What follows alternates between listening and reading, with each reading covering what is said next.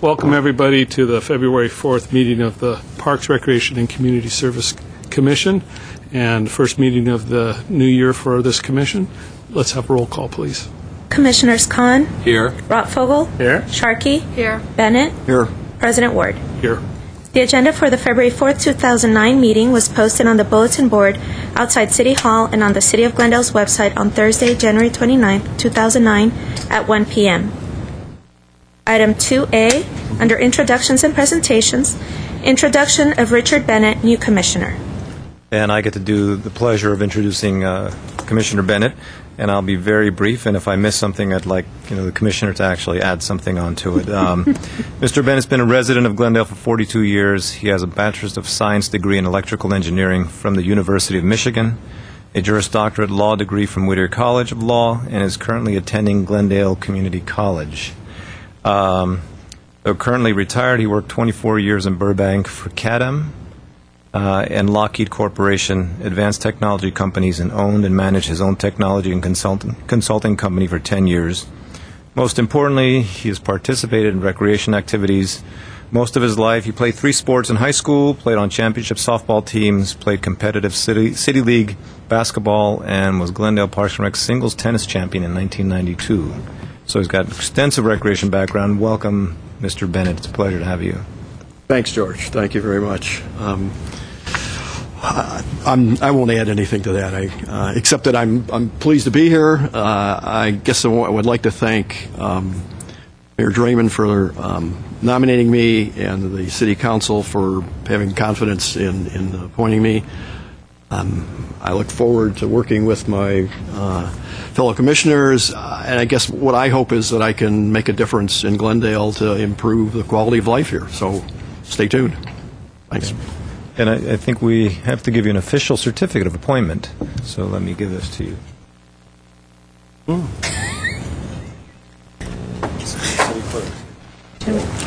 Congratulations. I don't think I got one. I didn't get one either. I think there's a reason. I guess we're gone. It must be something new from the clerk's office. Okay. Welcome to this commission. As I said earlier, this is really one of the better commissions in the city. Our goal is to make sure that Glendale residents are enjoying themselves in our parks and recreational programs.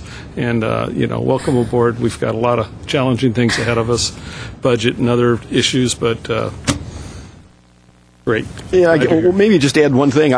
Before this, I got a chance to meet with George and his staff, and while I've been around Glendale for quite a while, I didn't realize nearly what was going on, and I was quite impressed. So Glendale looks, based on that, like they're going in the right direction, and I've seen several things that look like we're changing. Yep, it's a good challenge. All right, next on the agenda, please. Item 2B, recognition of 2009 Glendale Rose Float. And I'd like to call up Karen Fries, who is our liaison with the Glendale Rose Float Association. I serve on their board, but I think Karen does a lot of work with them, and Gary Ackerman is here, president of the Glendale Rose Float Association. Come on up, Gary. Okay, Gary, if you'd like to come up and join us, please. I thought I was going to participate. Yeah. Actually, I'm going to go ahead and let Gary give a report on our 2009 sneak preview float. And Gary, go ahead. Oops, I dropped something right away. By the wayside. My name is Gary Ackerman. I've been a member of the community of Glendale for 65 years.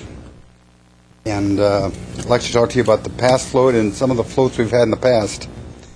The Glendale community has enjoyed the City of Glendale's entry in the Pasadena Tournament of Roses since 1911. We had the Glendale Union High School, which was our first float. We had 26 young ladies on it and 11 men walking in Greco uniforms.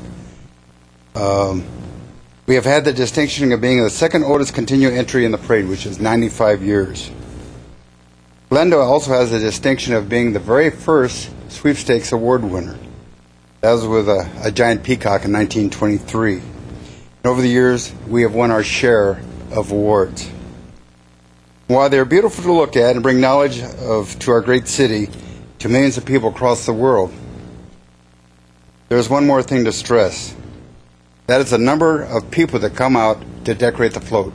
Young and old alike, people of all walks of life, all heritage, probably all religions. And they do it while there's fighting going on in the streets, not only in Glendale, but all across the United States. They do it in harmony. I've never seen a fight there. I've never seen an argument. And they're building something beautiful. That's the float. And we have won 5 awards in the last 6 years. This last year, we won an award for the Past President's Award. There's only about 20 awards of 46 floats. We've had awards the last 5-6 years. This year, we celebrated the Alex Theater, which was started in 1925, and we won another prize, being the Past President's Award, which is given for the best use of floral and non-floral. If you happen to see the float, the back of it was, I think, what we got the award for. We had 2 young men that have been decorating for years, Vincent and Albert Tam, that decorated this floral pictograph on the back of the float, and it was just absolutely gorgeous. I give tours over there, and I always brought that up to people and say, look at that, isn't that beautiful? It was quite astounding. The theme of this last year was Hats Off to Entertainment. We had the Alex Theater, as I said, with a premiere opening with a limousine and 4 people riding in the car, a chauffeur and 3 other people. We had an usher and other people standing by because they were autograph people. They were decorated in costume of the early years. The float was 33 foot long, 31 feet high, and 18 feet wide. And how much more I can tell you about it outside we won an award. Very pleased. And we are rebuilding the association. It's gone downhill the last few years, but we're getting it back. We have probably 26 members on the board now, and we want to rebuild the association.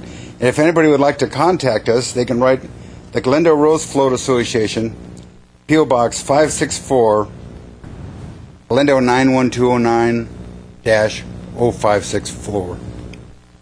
And I do have pins for you. George, you don't get one.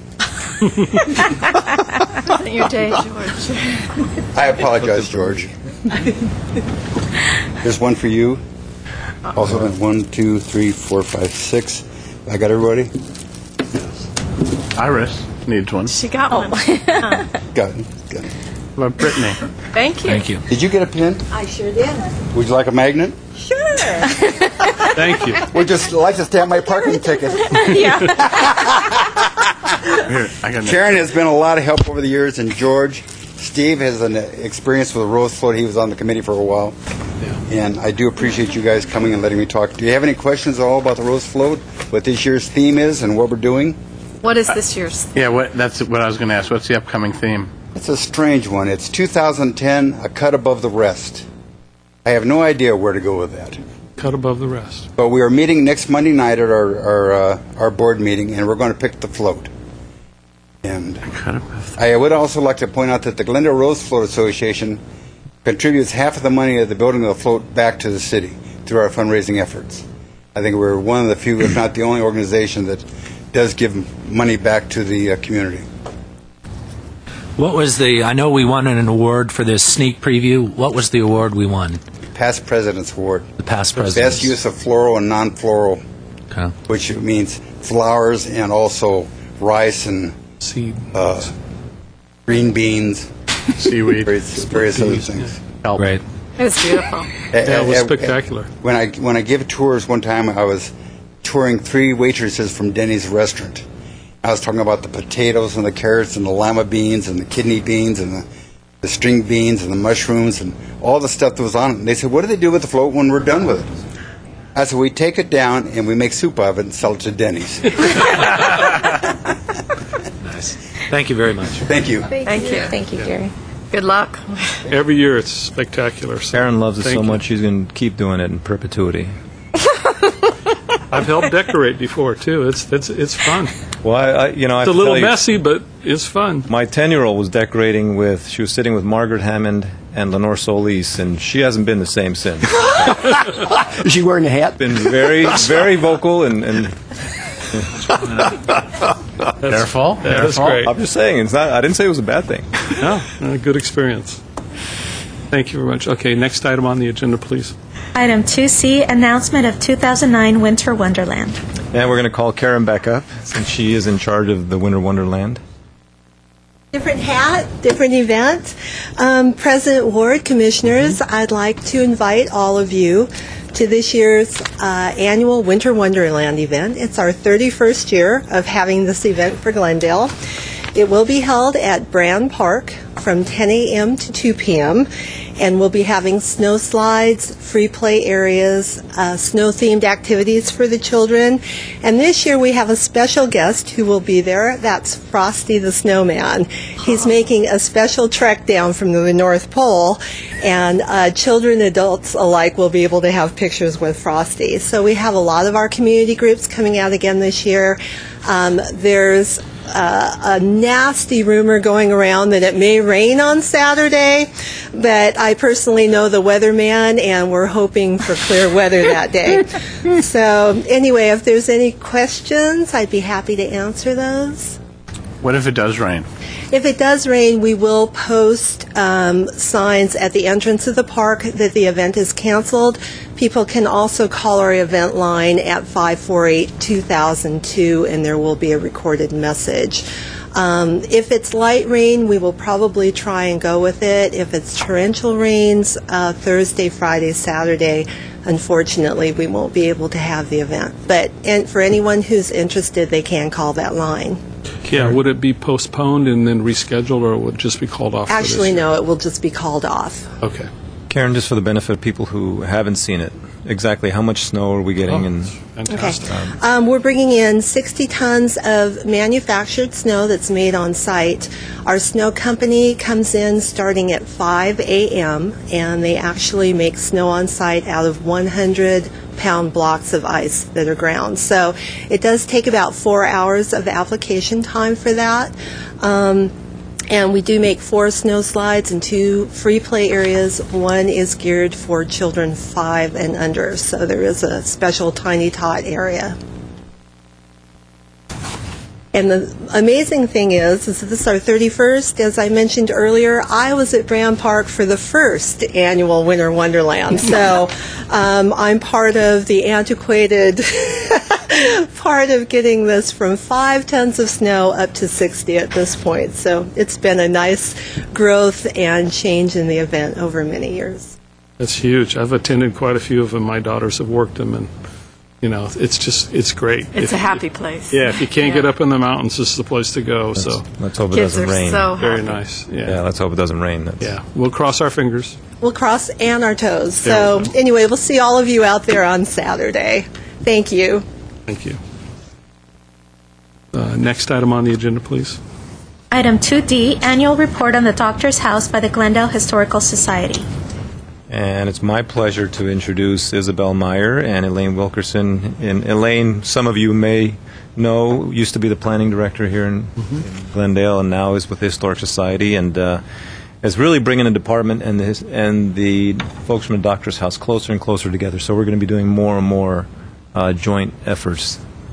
So Elaine and Isabel, welcome. Thank you very much. Hello, Mr. President and members of the Parks Commission. It's a pleasure to be here again. It's been a year since last time. Went very fast. It's been a busy year.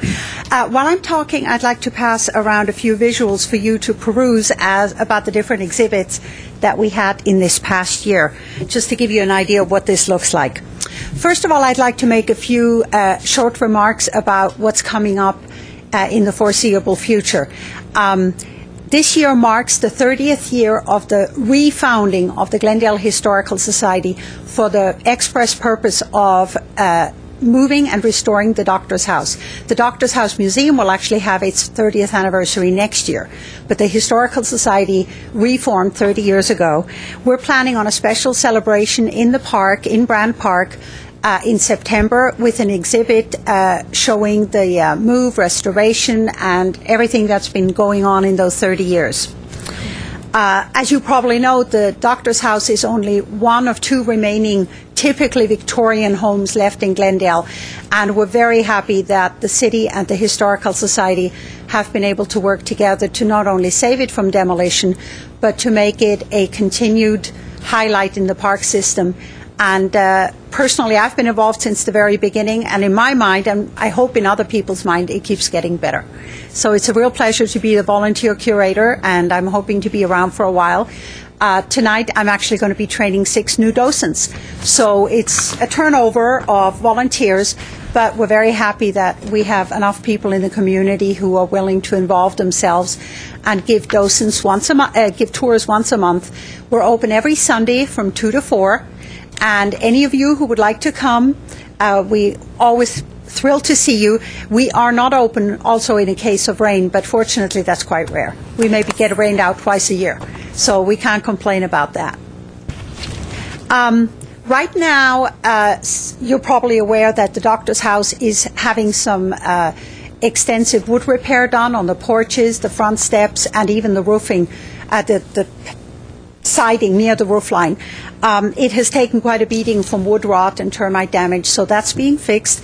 And the next step will be the repainting. And we're particularly happy that the house will look very spiffy for our 30th anniversary. So we're looking forward to having that project completed, and I'm sure that the public will really enjoy seeing it in its best possible shape.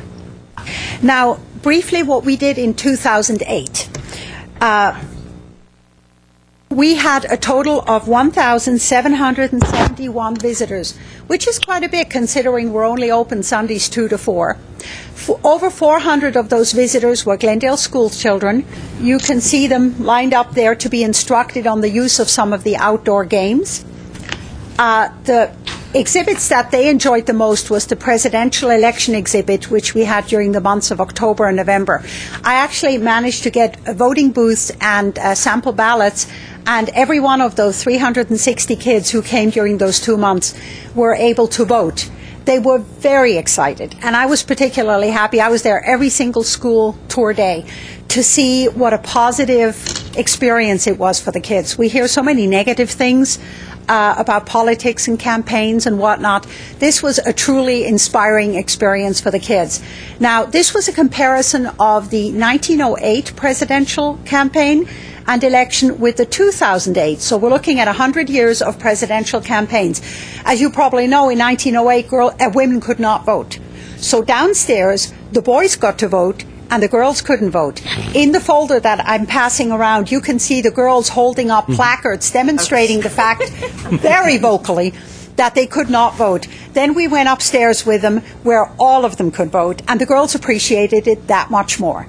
So it was a wonderful experience. The second exhibit that actually came earlier in the year was an exhibit commemorating 90 years since the 1918 flu epidemic.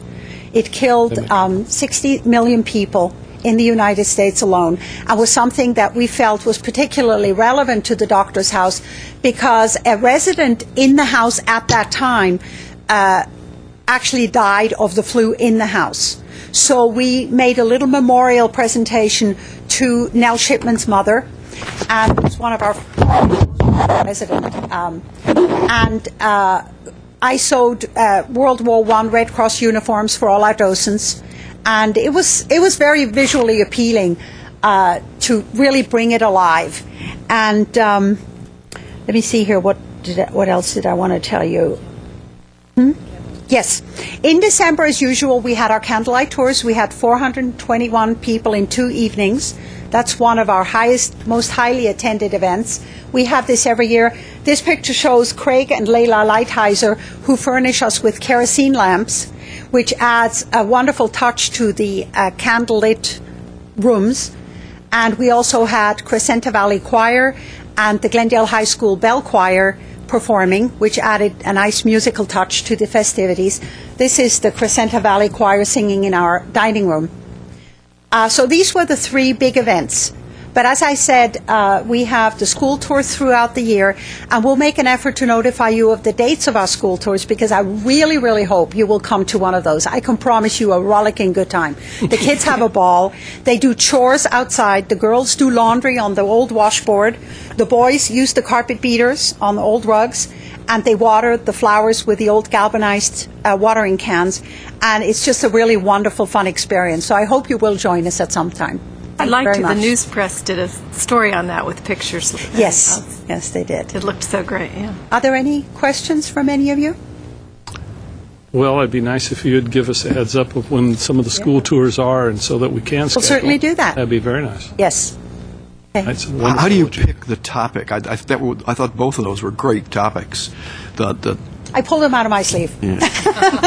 So you choose them. Well, the reason we chose the 1980 flu epidemic is when I was curator in 1998, and the American Experience filmed a 1-hour movie about the 1918 flu epidemic at the doctor's house. And I hadn't even heard about it because I didn't grow up in this country. So I became very interested in that, did some research, and when I found out that Nell Shipman's mother passed away in the house, and she was actually taken sick with the flu as well, I thought we can pull all these strings together and commemorate the anniversary. So all of these exhibits will be returning periodically to the house. So if you missed it last time, about every 2 years we bring them back. And the same thing with the presidential election. That was exhibit. great. I mean, I also docent at Autry, and most people don't know that women, most kids that I see anyway, don't know women couldn't vote. So I think that education's great. It was. I prepared a follow-up lesson plan for the teachers to take back to the classroom, and the teachers were very, very happy to be given so much to talk about to their classes. I think that's all I can Very say. nice. Who won the mock Other election? comments? I'm sorry? Who won the mock election among the kids? Well, Obama won every single election except one where we had a private school. That one was won by Senator McCain. So it was interesting. I think it followed pretty closely the reality of changing politics in Glendale. It would have been different a few years ago, but this was the turnout at this point. Thank you. Thank you. Very nice. And Commissioner Ward, if I may, Elaine and I talked also, we will be doing hopefully a movie, a period-specific movie at the doctor's house out in the garden area. So this summer, potentially look for something like that. And announce it, and the general public will be welcome and everything. Fantastic. Yeah, as long as it's not Gone with the Wind. I mean, that's... No, they're picking the movie, so we'll... Okay. That's over 3 hours, I think. Very good. Okay, next item. Next item is item 2E, Fresh Air Ordinance. And Stephen Kozis from the Community Development and Housing Department is here, and he's responsible for the Fresh Air Ordinance and implementation of it. Stephen? Great, thank you. Thank you, Mr. Chapchin. Iris, would you mind? Thank you, Commissioners, and thank you to the staff at Parks and Recreation for the invitation to present to you today. My name is Stephen Kozis. I'm an analyst with Neighborhood Services section of Community Development and Housing, and I was involved in the drafting of the ordinance that gives Glendale a great deal of fresh air. So the brochures that I've distributed to you are something that was produced by our staff, and we have a logo that you will come to soon recognize throughout the city. It says Glendale, a breath of fresh air, with the blue orb and the banner across the front of it.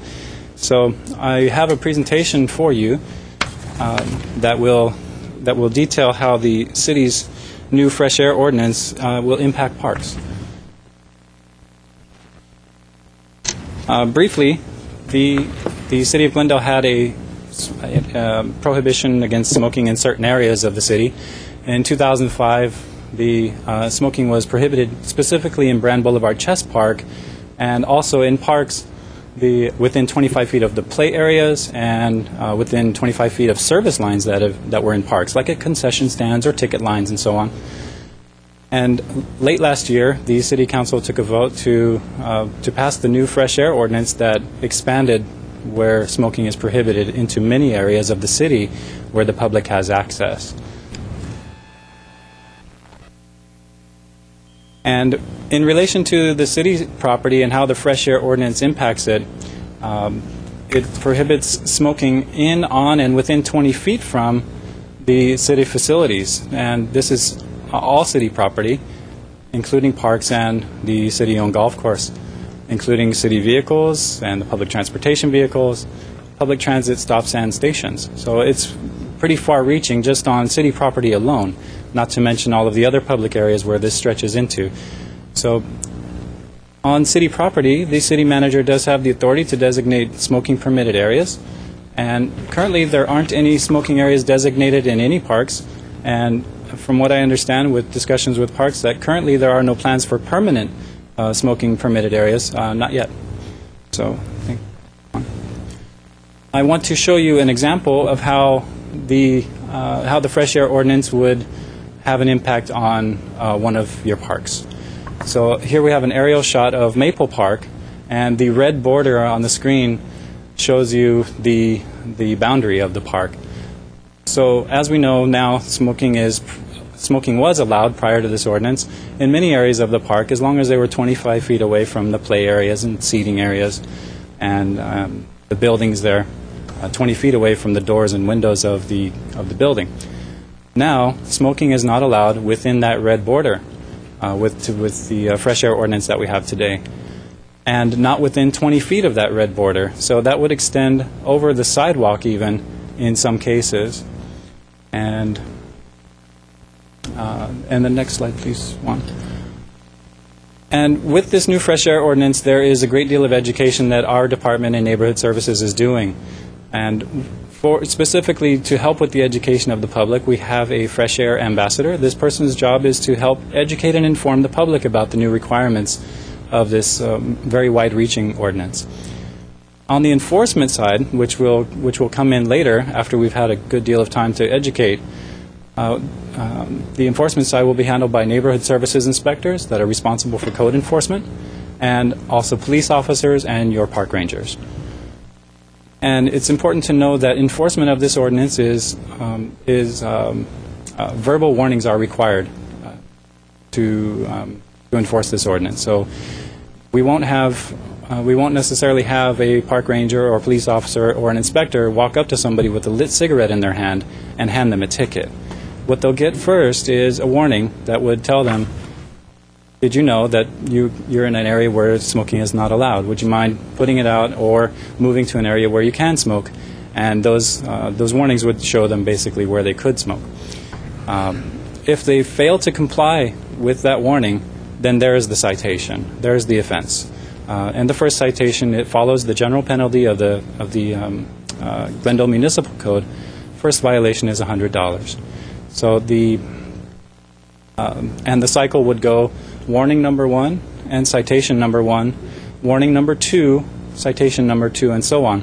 So verbal warnings are required before each citation, not just before the first. And to help with educating the public as well, we have created signs so far for city facilities that look like this. And these are 75 of these were given to parks just a couple of weeks ago for installation that show that no smoking is allowed at this city facility. It has the Glendale Municipal Code there and also the information line for neighborhood services for people to call. And more heavily emphasized here is Glendale, a breath of fresh air.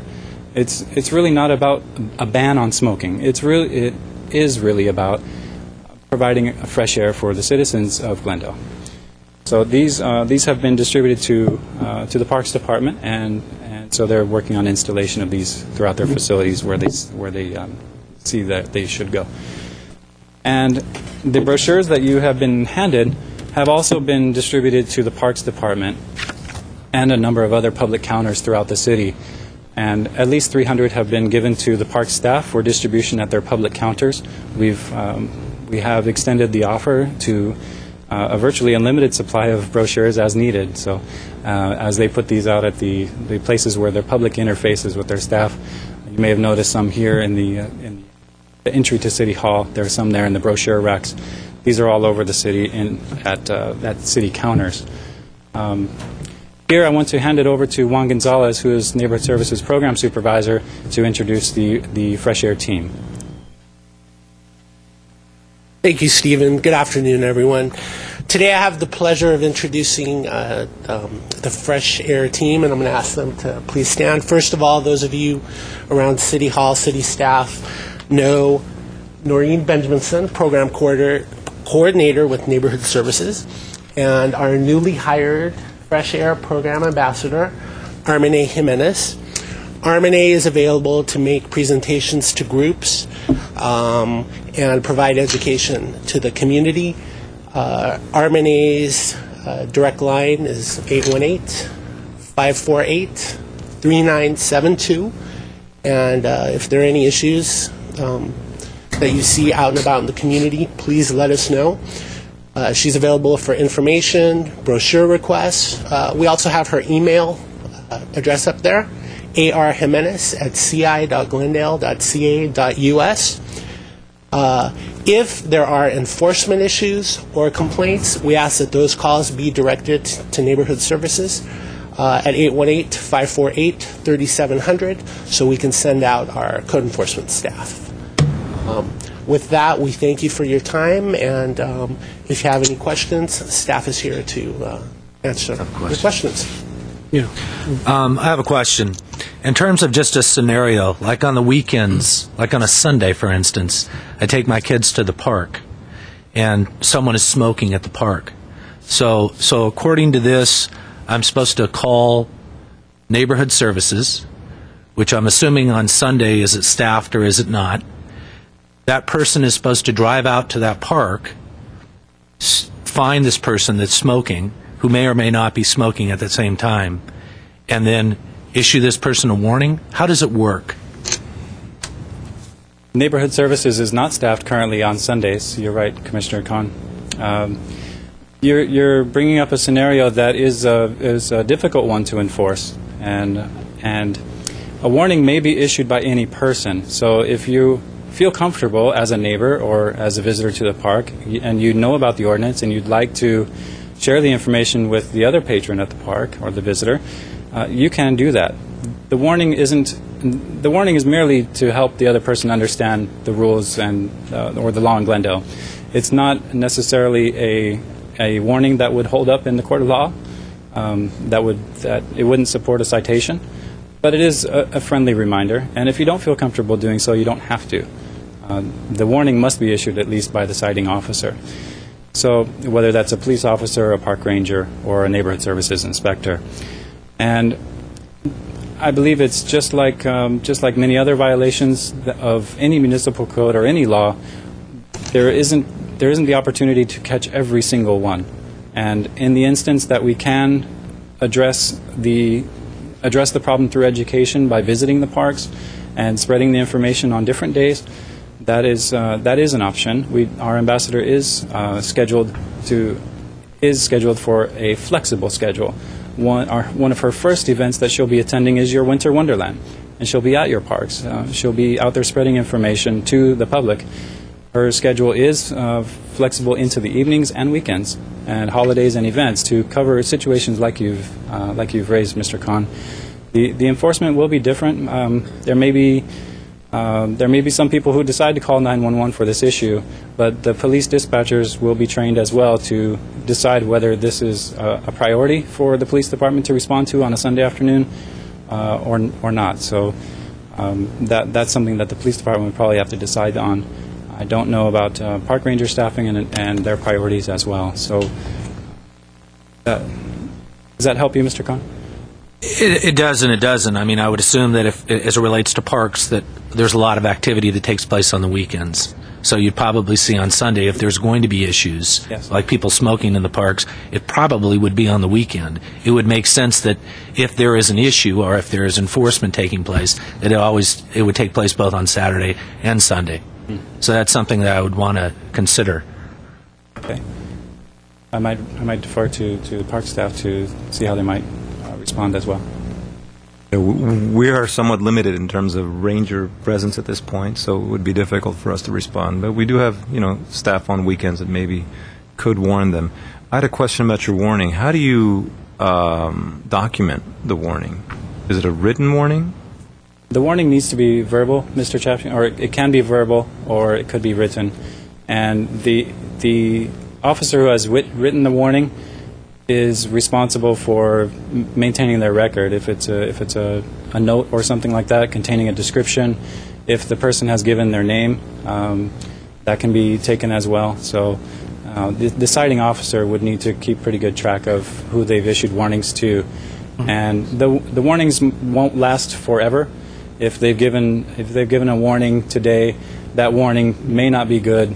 A month down the line, the warning may not be good a couple weeks down the line. So it's meant to have a warning and then immediate follow-up, or if there's another interaction there's another interaction involving smoking, it should be relatively close to the warning date and time. Now, George, we're going to have signage at backstops of ball diamonds and areas where people cluster anyway. Yeah, they couldn't smoke near the ball fields anyway. Right. Yeah. Right. Or, let's say, concerts or anything else that we have. And there's been a smoking ordinance at all municipal buildings currently. Prior to that, yes. I was wondering about the college, the junior college. Does it apply to that facility? This ordinance does not apply to the community college. The community college I've had discussion with, their controller called me and asked me how could they be similar to the city, and basically the Glendale Community College officers may not enforce the smoking ordinance on their property. The board wasn't interested yet in extending or mirroring an ordinance like this on their campus. They preferred right now to stick with the California government code that restricts smoking within 20 feet of the buildings and the doors and windows. But they have been in touch with us, and this ordinance does not extend onto their campus, to answer you directly. Yeah, I would think that may be a place for a designated location on the property or something like that. Okay. Any other comments, Commissioner? This on the top of the sign at least sends a positive message as to why. And Yes. hopefully that will help. Yeah, and at this point, we don't have any designated areas, and we don't plan on having Yeah. any. No, I wouldn't think in our parks. We'll see if we get any pushback. Thank you, Commissioners. Thank you for the presentation. Thank you. Very good. It's a great cause, that's for sure. Thanks, Steve. Item 3 is oral communications. Discussion is limited to items not a part of this agenda. Each speaker is allowed 5 minutes. The Commission may question the speaker, but there will be no debate or decision. The Director may refer the matter to the proper section for investigation and report. I have one speaker card for Ron Scott.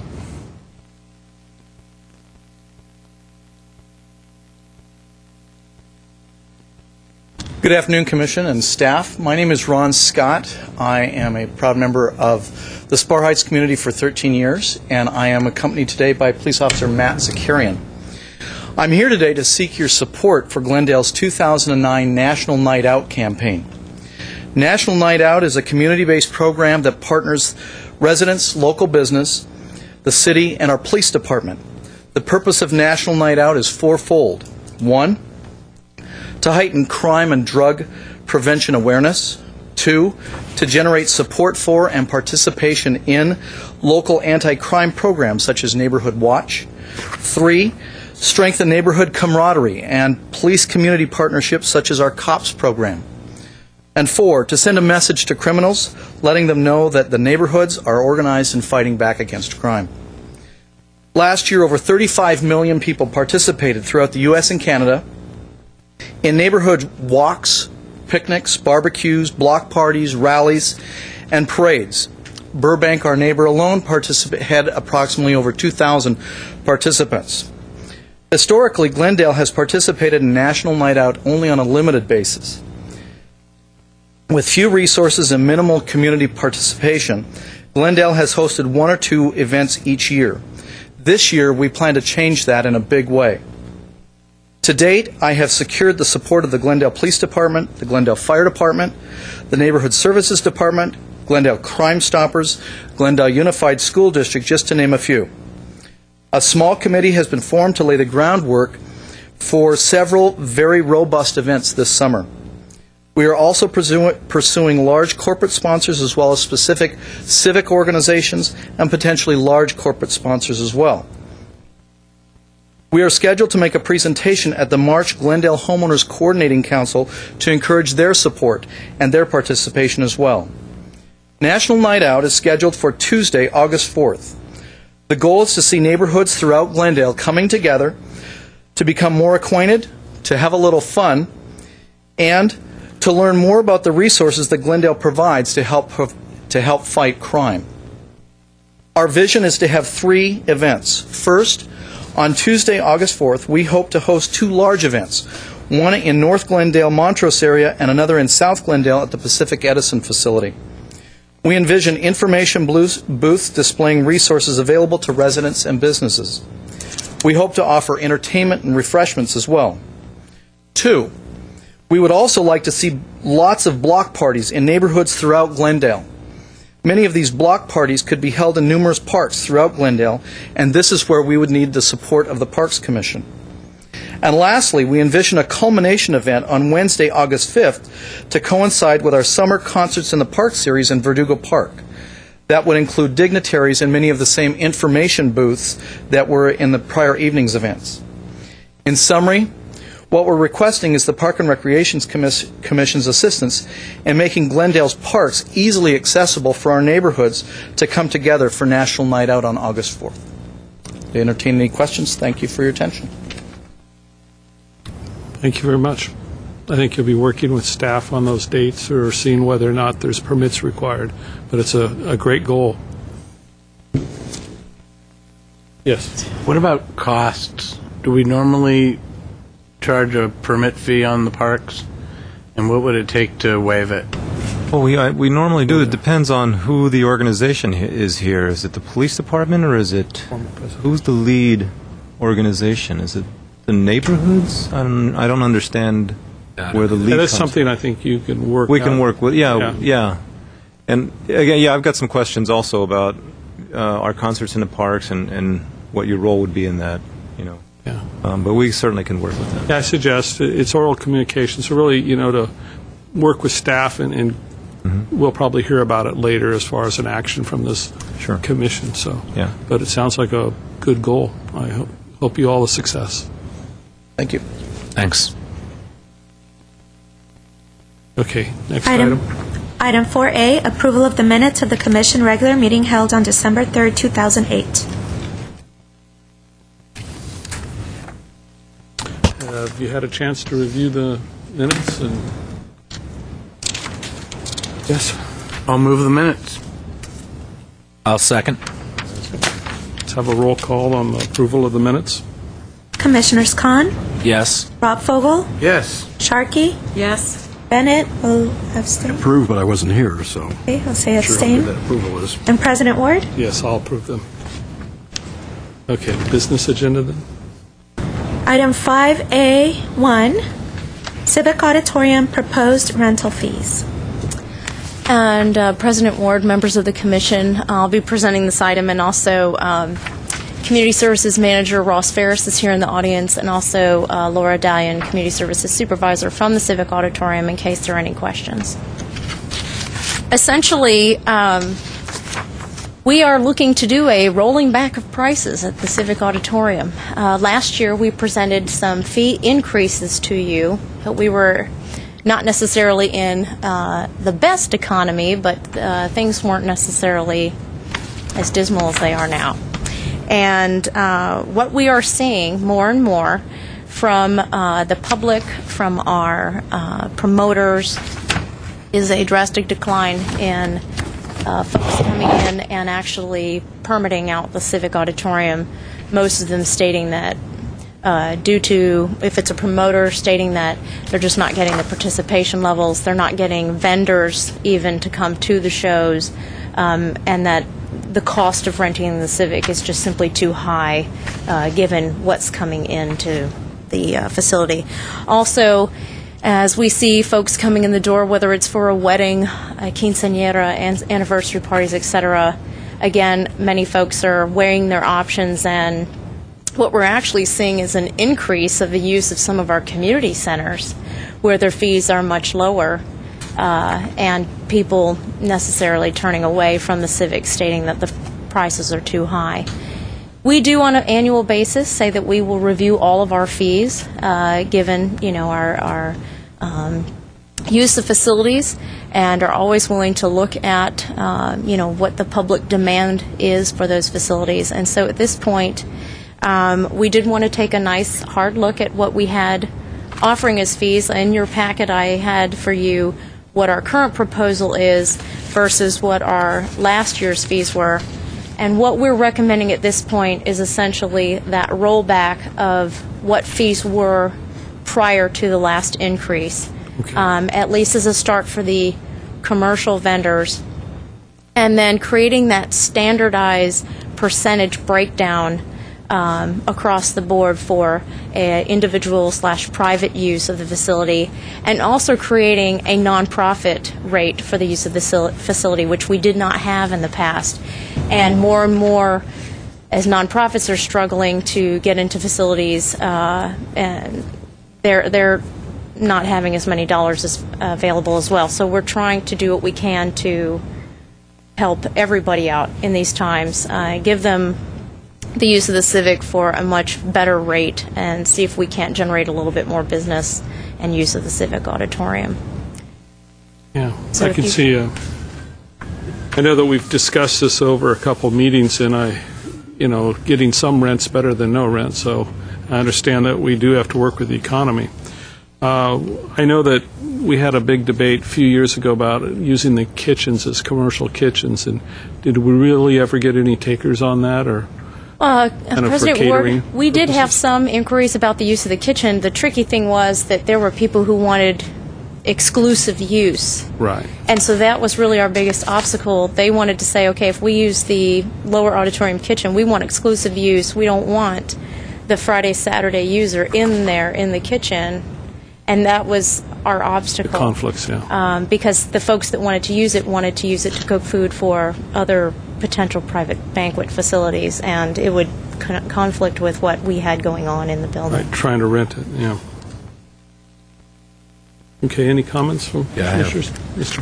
Hahn? A couple things. First of all, I thought it was great that you had a nonprofit rate now. You mentioned that, and I think that that's important to keep in. One of the things, and it's nice to see that we're recognizing that the economy is slow, and so we were responding to it. One of the things I noticed, though, you mentioned as part of your presentation about like wedding packages, and I noticed in the fees schedule that's effective now, there was a wedding package 1 and 2 with rather large proposed fees. And I noticed in this new proposal, I didn't see any wedding package at all. Could you explain that a little bit? Sure. Commissioner Kahn, we actually decided to eliminate the package because what we were finding was people simply didn't make use of it. Even though it did provide that kind of package deal for a wedding, that most of the folks coming in to inquire about a wedding at the Civic ended up using the a la carte menu, if you will, rather than the package. So when we came back with these new rolled back fees, we decided to forego the package at this time. It would still give a great cost break to the individual user, and we can always pursue that again in the future, but there really wasn't anyone who took advantage of it. Okay. And so when I see under miscellaneous fees, when it talks about different types of packages, that's a little different then? I'm looking at Exhibit 1, miscellaneous fees, and it says, it gives different packages, and it says new. And Commissioner Kahn, thank you for pointing that out. That actually was some of those audiovisual package, power package, portable generator package. Those were on the previous fee chart. I think we did make some adjustments to the cost of those packages, but they weren't necessarily new in description, but a lower cost to the user itself. But we had created those packages last time, and those were successfully used, rather than it did end up being something that the vendors, the promoters, and even just the private users took advantage of, because rather than charging for a microphone stand, use of the sound system, that it started to add up, and many people felt we were, in a sense, nickel and diming for those types of things. And this created just a nice sound package. It's all-inclusive, just a one flat fee if you want to use the audio-visual system, no strings attached. And I think, at least with some of these fees that we consolidated, most folks have found them a little bit more palatable because it's not a separate charge for every single item. And there still are some items, but if you go back 2 or 3 years, the list of the types of fees have been consolidated drastically. We've eliminated some fees, such as a food cost fee that we used to have before. That was a fee where if you didn't use one of our approved caterers, you paid this fee. However, there was no benefit to the city if a user used one of those vendors or not. There was no percentage kickback from the use of those vendors, etc. So many people felt, wait, am I going to be penalized if I don't use this vendor? We don't want to appear that way at all. So we're trying to make this a little bit more user-friendly. Please consider us for your next event. We have scaled back our prices and tried to make it more affordable for our residents and our promoters to encourage their use. And maybe I'm just not reading this right, but the rental space, is that per hour or per day? Commissioner Rotfogel, the rental spaces themselves, those are actually a per hour rate. I apologize that that's not on your chart. Those are actually a per hour rate based upon what the user requires for their event. And then all of the other fees, you'll see that they actually describe whether it's per day, per hour, individual, or sometimes there are fees that are actually per an event. Many times when we have shows, they'll be Saturday and Sunday, and so again, helping those promoters out with per event, whether it's a 1-day or 2-day event, it's just a flat fee for the use of that particular item. Go ahead. I'm done. Oh, you're done? Comments? Yes.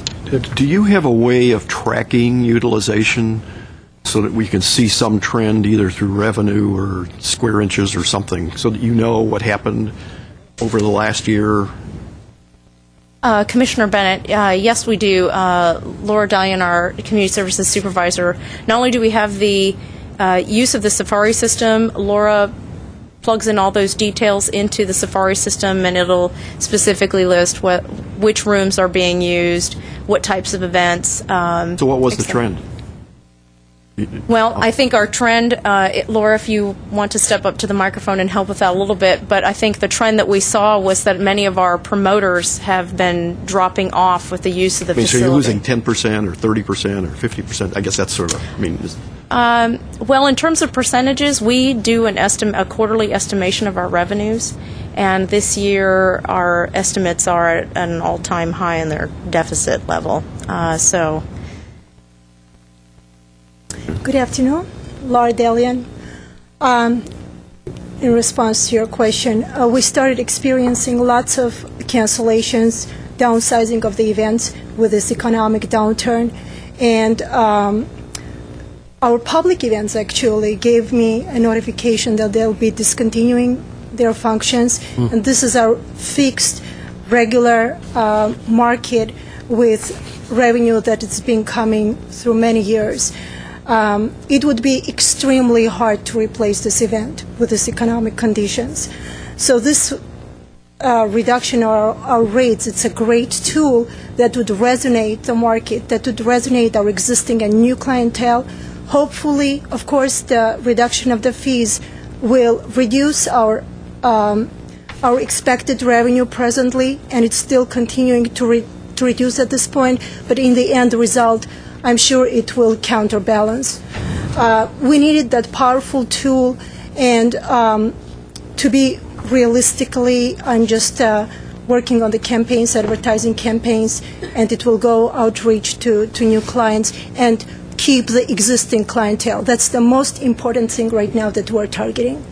Okay, just as a follow-up, the Fresh Air campaign had somebody they called the ambassador. I sort of like that. I think somebody who's sort of a spokesman for the program. Are you sort of a spokesperson for the auditorium, and are you out trying to drum up, or is there somebody who's out trying to drum up business?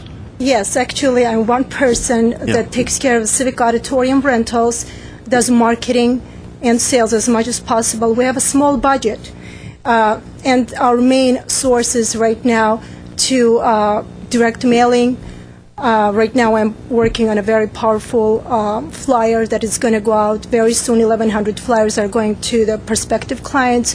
Our email, direct emailing with our promotional letters. That's all we can afford with our existing budget right now. On the city website, yes, we have a website that is attached to our main Parks and Rec website. It does give information, and it does advertise my information there. They have direct contact with me. Yes.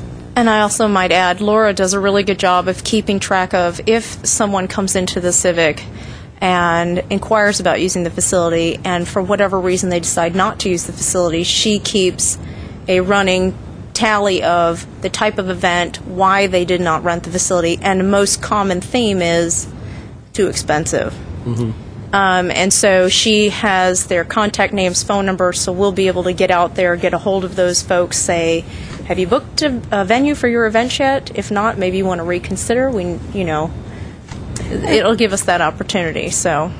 And the good part is I already contacted our promoters, some of the promoters, especially the public events promoters.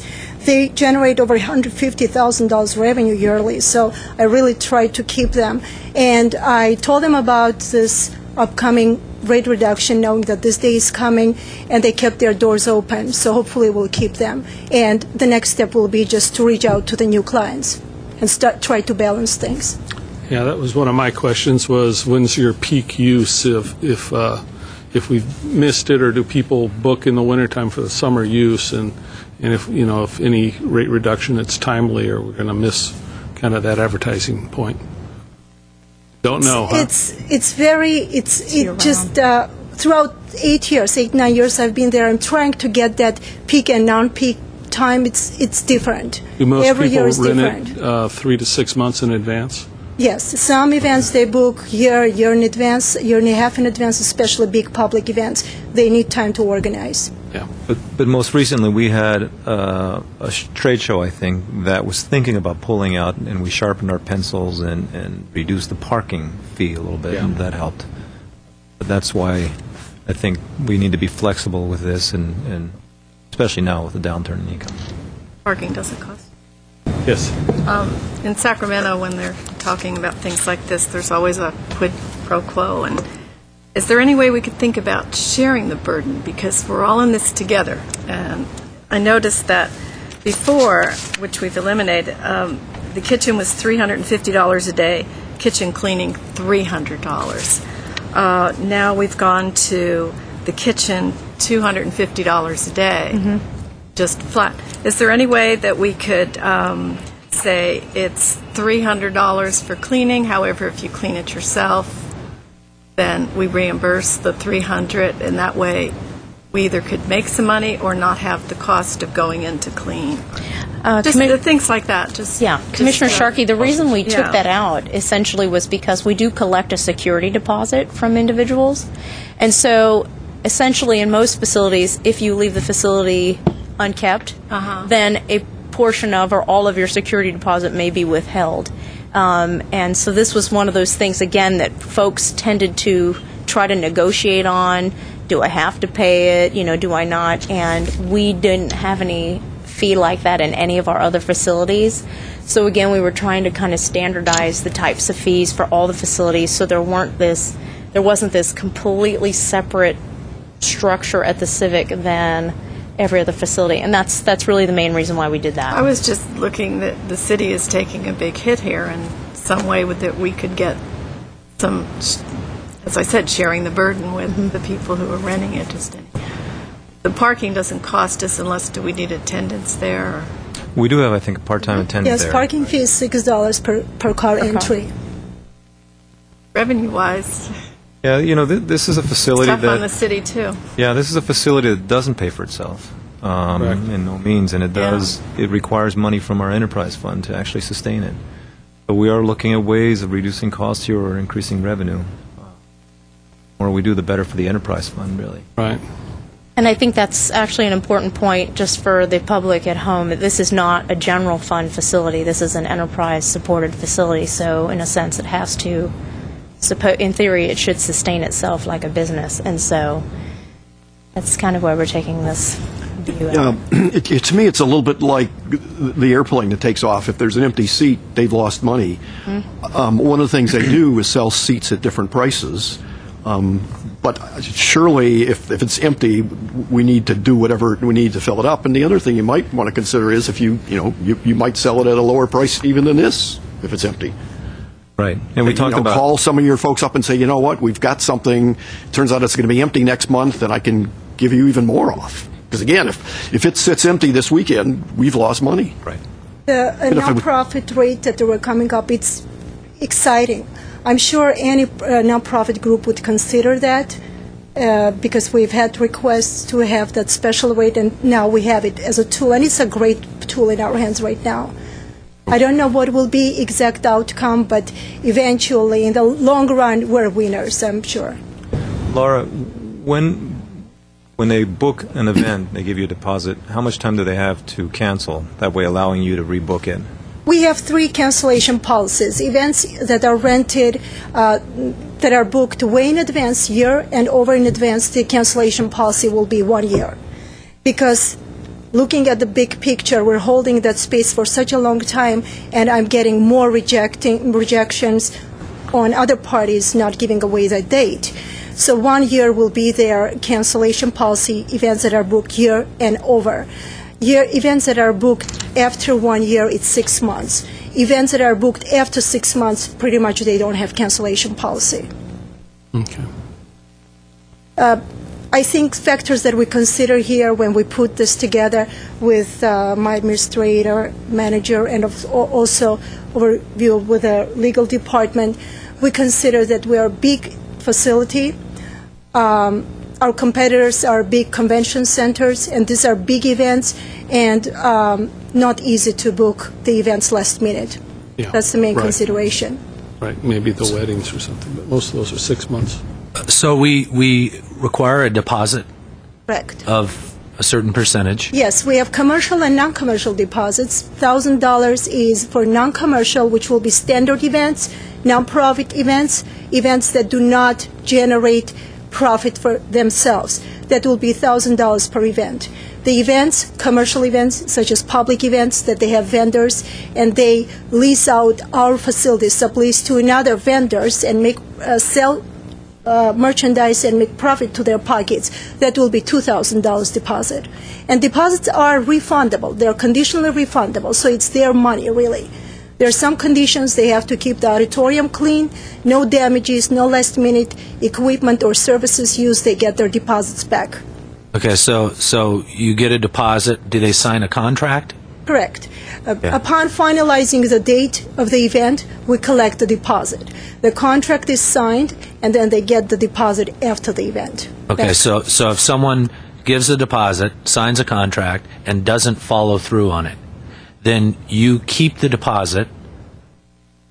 Correct. And that's it? No.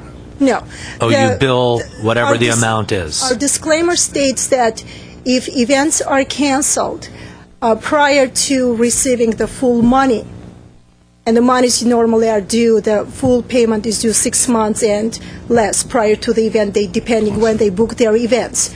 The contract disclaimer states monies that are received and the cancellation notice received after the cancellation stated date in the contract, the city entitles to retain the whole money that is collected from the client. In other words, I know it's a little complicated, but if you booked the event today, and you paid me $1,000, but you are before your deposit, you cancel, you get your $1,000 back. Understood. If it's after the stated event cancellation date that you canceled, but we didn't have chance to collect full money because it was not due at that time, then you lose automatically your $1,000. If you cancel closer to the event date, and that's when the full payment is due, then you're entitled to lose your full amount, the money that is received already by the city. Even if you rebook the event or rebook the date? We don't have. Commissioner Khan, in that case, if someone just needed to reschedule a date for a later date, then we just forward. the Yes. deposit, Okay. yeah. And we have had that. We have had that occur. Okay, good. Where folks have said, we had a situation, whether it was a wedding or a meeting, et cetera, we need to schedule this off. And as long as we have the date open, we will reschedule them to a later date. We're not it sounds very harsh, but we do work with clients to make sure that we try to get them scheduled in the facility as best we can. So. Thank you. I think the suggestion from Commissioner Bennett I really like is to give us more flexibility if we can't sell out and maybe even lower it more. We don't normally do that because our fee structure has to come here, Commissioner Bennett. But if we do have that flexibility, it helps us sell it. It always come back. When it's not being used. 3 months out, you've got open dates on August and July and stuff, and at least be able to give you a better marketing tool. Right. Yeah. Thank you. What would you guys need from the commission to implement this idea in terms of being able to negotiate? You could amend it further. You could amend the motion and maybe give the director discretion to lower some of the fees, if we don't have time to come back to the commission. I don't foresee, you may get a request maybe a couple of weeks before the commission meeting and somebody wants to rent it right away, or you want to try to get it rented, but I'd rather it come here for us to lower it. Right. But if it's an emergency situation, we have lowered the parking fees, but that's about it. That's all we could do. And if I might add, Commissioners, for the use of all of our other general fund facilities, the ordinance does state that the director of the department has the ability to discount or waive fees at his discretion. So that may be something that you want to enact into this fee structure for the Civic, because the Civic falls under its own ordinance. I understand. So, for whatever reason, they created a separate ordinance just for the Civic Auditorium. Whether 20% or whatever is appropriate. As long as we don't run into how come they got it. Well, and that's why I don't really like doing that because maybe maybe it's said like at the last minute if there's a Within- seat left on You're the going to plane. have some sort of policy. But if it's within a certain time frame. 3 months? Well, if we're successful in passing this But at your at this meeting, maybe come back to us with a proposal to be able to implement something like that after it's thought out and you have legal counsel. You're right. I mean, there's no rush right now. Right. Really. Okay. That would help. Is there a move to approve this or moved? Yeah. Well, but I would add, though, too, I wouldn't mind, I'll second that, but I'd like to add to give the director of parks the ability to negotiate fees, as the chairman said, as Chairman Ward said, you'd come back to us with some type of proposal to do that, because I did like your idea. I think it makes sense to be flexible and to try to create revenue in these times, and feel, half of something is better than all of nothing. So absolutely do that. We can work on it and come back next month with a recommendation. Thanks. Yeah, so move it with also adding the direction to staff to come back with some sort of a discount plan for short-term rentals. Okay.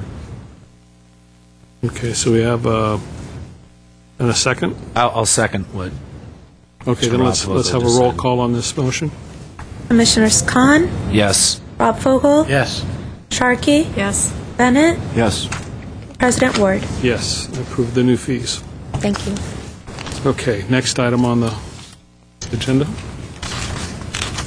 Item 5B1, under reports for information only, we have an update of potential fee increases for tennis concessionaires. I'm going to throw this back on to Brittany and Joanne, who've been working on this. And I will simply invite Joanne Vendito to the podium, our Community Services Manager. She has done a really good job getting out there to all the tennis courts. I believe we had a number of individuals that came in December to the commission meeting, and she has continued over the course of the past month or so to continue to be out there, talk to our participants, and this is merely to give you an update on the feedback that we have received to date.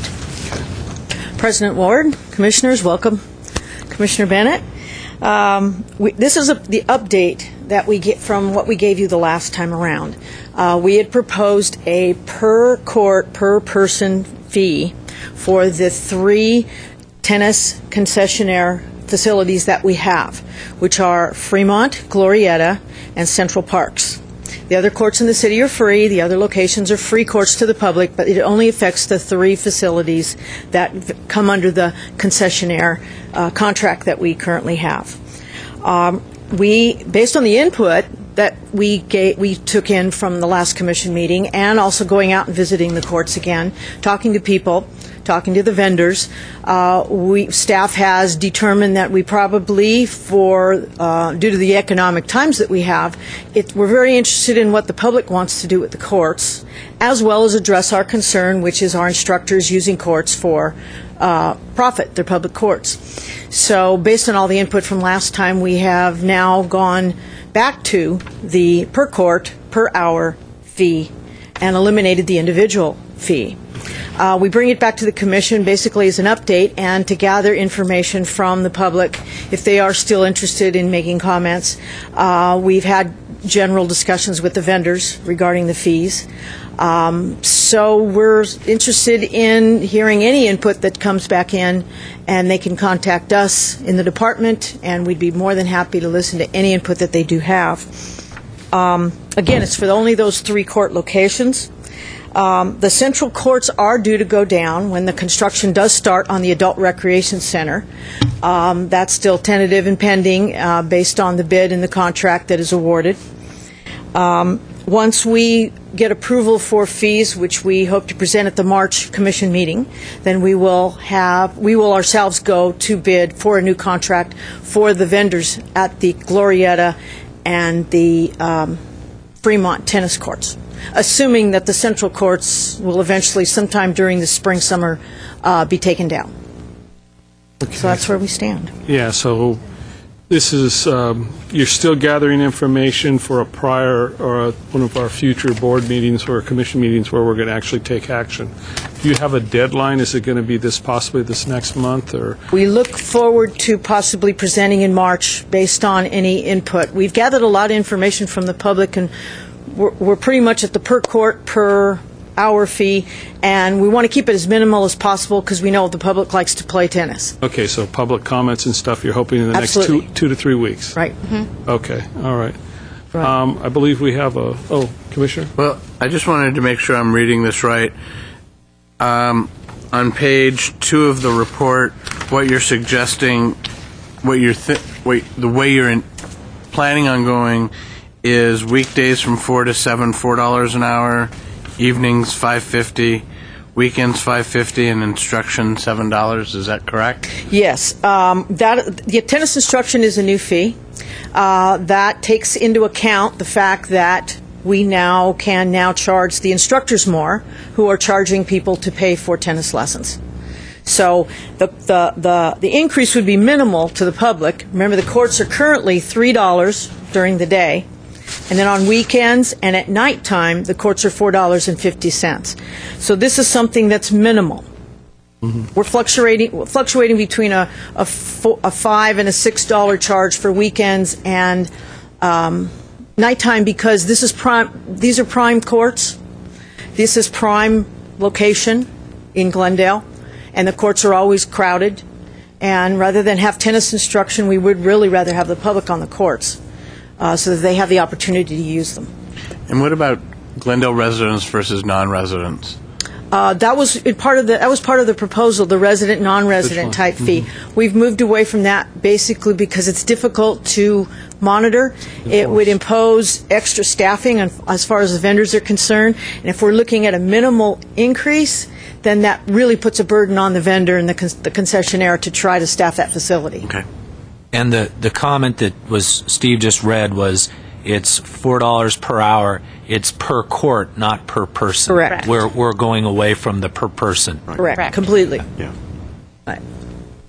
And I see you have comparisons of other cities also. Right. We still have the benchmark cities, which Commissioner Bennett would be more than happy to sit down and talk with you and update you. You're a sports person, and he's a tennis. You went the right direction. I mean, I think were there comments when you? I mean, to me, this tennis instruction thing is a little bit different. It's sort of a business to business to business. What was the reaction of the concessions on this $7 price? What did they say? Or have you gotten any input? The vendors would really like us to go to $6 because as far as the individual on the weekends and the nighttime, because right now they're giving up all their time. They're there at the courts themselves. They don't subcontract to, they don't have employees. They do it themselves. Right. If they don't have their own tennis lessons that they teach, then it's very difficult for them to make it. So it's something that if we did go out to bid, it would be very difficult for us to find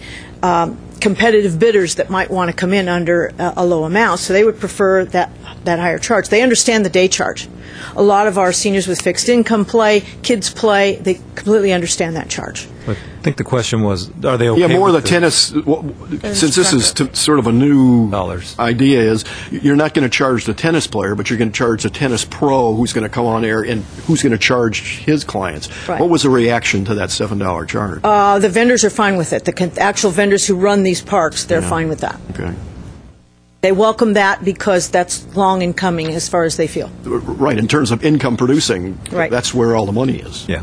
They also, I believe, have some exclusive courts they keep just for teaching normally. Yes. It seems to me also if you're going to do this, you're going to have to require some sort of audit capability. In the best case, there won't be a problem. In the worst case, I could see this could be a problem. Right. That's where we originally wanted to move to the individual because it was an easier process to try to audit. Coming back to per court, we have to rethink and refocus now how we're going to potentially go into do the audit for ourselves and for the vendor. We'll work something out. But no doubt, a lot of our courts, I think, as you probably know, are used by non-residents as well. So, with private tennis courts closing up, I guess when the real estate market really hit, they all closed out and they built, whether it was commercial development or housing. So we really do have a lot of people using the courts. Right, and during our construction, we'll lose some courts also. Yes, but we are working on the Glendale High School tennis good. courts. Good. Yeah. I'm more comfortable with the direction it's going. Good job. So are we after talking. Yeah. Yeah, we have a public comment on this. Herbert Milano?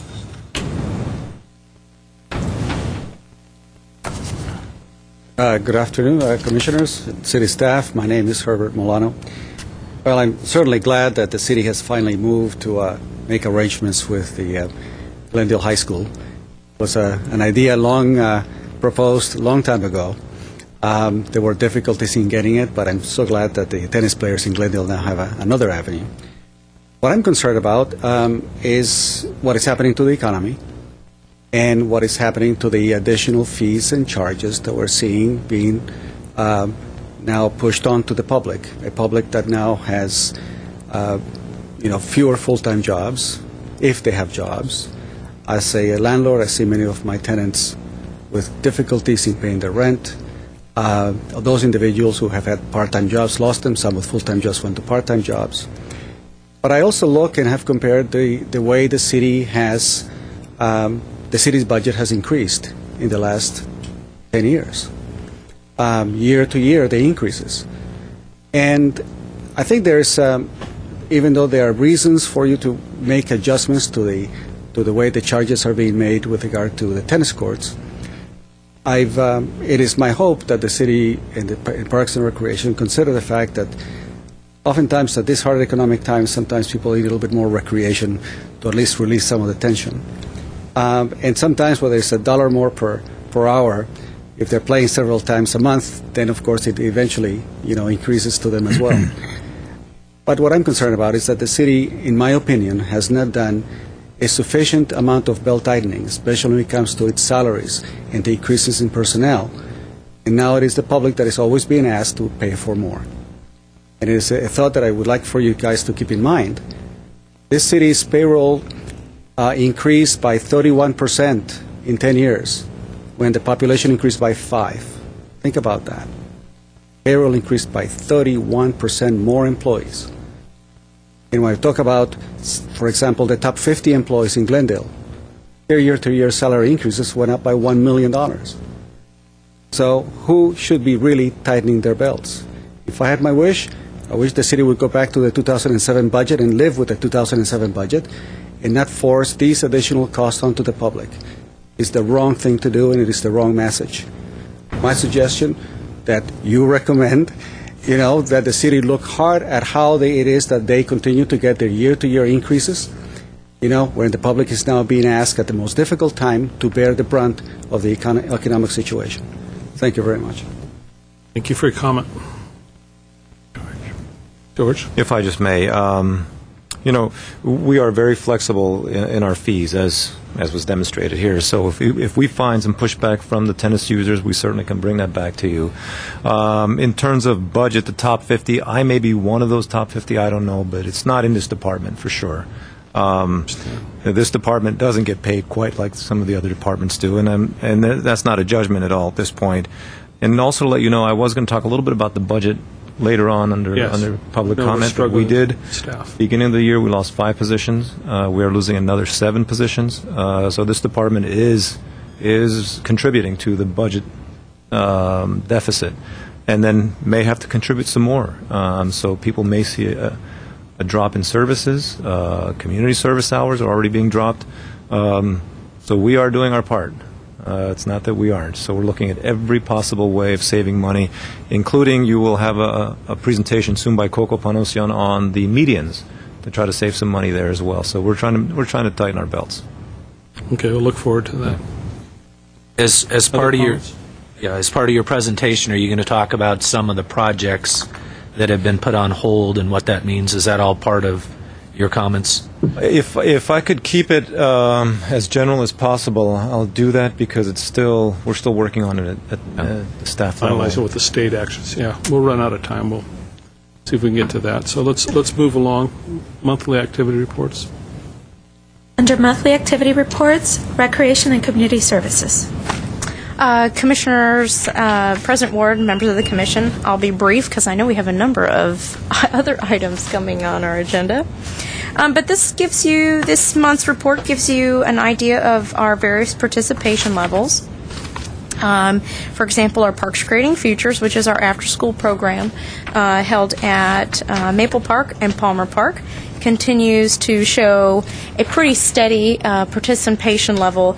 There were some slight increases of anywhere between 57 participant visits and 252 participant visits, and those are daily counted visits. They do include duplications of children, but the good news there is we're still seeing a steady level of participation at those 2 parks and an interest in that program.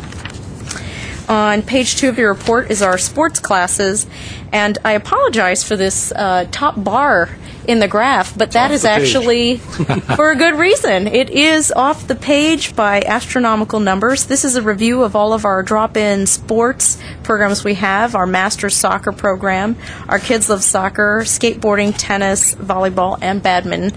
And as you can see, most of the numbers have remained fairly consistent, with the exception of the Masters program has really taken off, and that's why that bar goes right off the page. Otherwise, all the numbers would be really tiny. Population. You wouldn't be able to see. Yeah. And let me tell you, if we've said it before, this Masters Soccer program, really great program for, I believe it's 50 years of age and older soccer players. If you're just going out for a casual day play of soccer, getting a little exercise, you're going to be in for a big surprise. These guys are there to play, and I've seen them. Pretty hardcore. So, but if join us, and yeah. But so that is held weekdays at the sports complex on the artificial turf fields during those morning hours, and it's a really great program. And then the other program that we see some differences in participation is our badminton program. And the reason we have the increase this year is when the Glendale College was under construction, they had dropped the program for a little while, and now it's back in progress. So the numbers are much drastically higher, but that's the reason why. Our community center drop-in programming, again, remains fairly consistent. We continue to offer a number of really great drop-in programs for those individuals that want to get some good recreation, exercise, and programming. Both Pacific Park Community Center and Maple Park Community Center offer the drop-in gym program. The Maple Park Community Center has a computer lab for kids to go, whether they want to do their homework, do a little research. If they're that way, if they can't get to a library, they can get over to the community center, use the computers. And we also do have volleyball and badminton at those facilities as well. The activities at those facilities do require an activity card, which is free for kids up to 17 years of age. They just simply need to fill out the emergency card, have their parents sign it. Adults 18 years of age to 59 years of age, it's a $20 fee per year. And then for those individuals who are 60 years of age and older, it's a $5 activity card. So lots of great stuff happening at the community centers. And you can see lastly at the end of our report, our picnic use of our facilities is a little lower during the month of December, but that is typical because it's colder. People aren't really out renting the buildings for birthday parties, things like that. But you'll see that picking up into the spring and into the summer. So this is only a $36 difference compared to last year. So fairly consistent use of the park facilities. We've had a very warm January, so Yeah. numbers will change. The good news there is our Joe Bridges Clubhouse and our Dunsmore Clubhouse are once again open. So, and everyone really loves and enjoys all of the new building. What is the number for the Master Soccer? Master Soccer, you would need to contact our sports complex. No. What was the number of participants? Oh, that went off the page. Which went off the page. And I apologize, I didn't plug that in here. No, it actually was somewhere upwards of like 1,800. Oh. It was above 1,500 participants, and even when I tried to scale this bar graph down, there's no way you would have been able to read. And what's the charge for it? It's $2 per day to go up and play. Fantastic. It's a good deal. But bring your game. If you're going to go. Okay, next item. Under CIP projects and park rangers, park ranger update. Yeah, before we do that, we do have a CIP report in your packet. If you have any questions, please let me know. Unfortunately, Dave Ahern is not here. He had surgery yesterday on his shoulder. He should be back by tomorrow. He's falling apart on us, I think. Is he still on probation? Yeah, he is. Your sympathy is underwhelming. Reminding me of that. Okay. I'd like to introduce Eric Grossman. Eric is our acting senior ranger. I am the senior ranger, acting park ranger supervisor. I'm sorry, Eric. And I'd like Eric to give you a brief report on some of his activities. On behalf of the park rangers, I'd like to congratulate Commissioner Bennett for joining. Looking forward to working with you. What I've handed out is our lapel pins, our badge pins. So Thank you very didn't get much. a certificate, but you got a pin. Thank you. That's nice. Thank you. What we're going to do today is we're going to talk about a couple of our parks are having some issues, but we're short on time, so I'd like to show a presentation on the Chess Park that's located at 227 North Brown Boulevard. We were receiving a number of complaints at this park from the merchants as well as people visiting the park of some activity. And we looked at this at three approaches. We identified the issues, we took a course of enforcement, and an activation of the park. How we did that, we looked at the issues that were drugs and alcohol use, panhandling, gang activity, homeless, and groups intimidating visitors. We were having large groups of teenagers showing up, and it was just intimidating to people. They didn't want to go through that area. And that's a thoroughfare between that parking structure and down to the downtown merchant area. So we put together a zero tolerance. We did daily foot patrols in the area. We issued various citations for muni codes as well as penal code violations. We conducted a few arrests in the area. And we strongly enforced the camping ordinance. That helped out with the homeless issues and basically eliminated the panhandling issues as well. The activation, right now, we started a new program. It's being put on by the Downtown Merchants Association as well as also the Redevelopment Agency. And it's taking place on Sundays in the morning from 8 a.m. to 10 a.m. and Wednesdays from 6 a.m. to 8 p.m. And it's being hosted by All About You Boot Camp. And all these proceeds are going to the Glendale Adventist Hospital Stroke Prevention Program. So none of the monies, it's $20 to participate. and all these proceeds are going to that. No one's making any profit off of this. We're having up to about 80 people showing up on these Sunday events, participating. So it's getting ready for the Downtown Dash run, which is going to be, I believe it's going to be March 8th, if I'm not mistaken. March 8th. So we're getting a really big turnout. So what we've been able to do is we took this park, which was having a lot of issues. We've eliminated the issues. We're getting a lot of support now from the Downtown Merchants Association because people are now able to use this park. We've made it alive again. It's no longer a dead zone. And we're looking at working with the Downtown Merchants Association to put in some more programs as well. And we'll be using this model in some of our other mini parks as well. It's a great way to bring the people back in. Yeah. Especially that location has been underutilized. I think that's great that you're getting people in there and kind of activating them. And it was underutilized because of the issues we were having there. People just didn't want to be there anymore. Of course. Sure. And now that we've brought in these new programs, people are starting to use it more. Very good. Okay. Thank you. Thank you. Thank you for your presentation. Okay, let's move on. Next item. Tree planting 2009.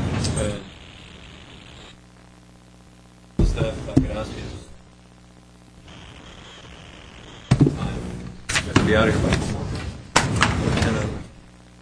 Yeah. 5:10. Yeah, 5:10. Good afternoon, Commissioners. Jeff Weinstein, Trails and Open Space Specialist.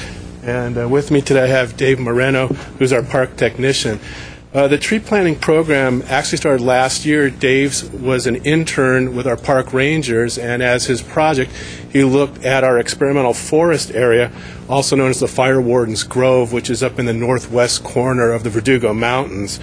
And this was an area that was planted in the 1940s. They tried different species of trees and had some success.